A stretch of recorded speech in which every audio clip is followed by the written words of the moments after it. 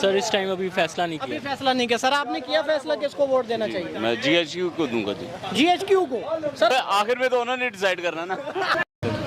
शेख साहब, ये बंदा आपकी लाल हवेली के साथ ही इसकी दुकान है और ये कह रहा है कि अगर पीटीआई को छोड़ा तो वोट नहीं देगा। पीटीआई के साथ तो उनकी सही है ना। अच्छा, नहीं छोड़ेंगे, पक्की बात है। पक्की बात। पीटीआई के वोट में। Thank you ji, thank you. Khan के नाम पे वोट देंगे। शेख रशीद साहब को नहीं देंगे? चाहे कोई कुत्ता भी खड़ा हो जाए उसको वोट दे देंगे। सर कुत्ते को वोट दे देंगे? कुत्ते को वोट दे देंगे।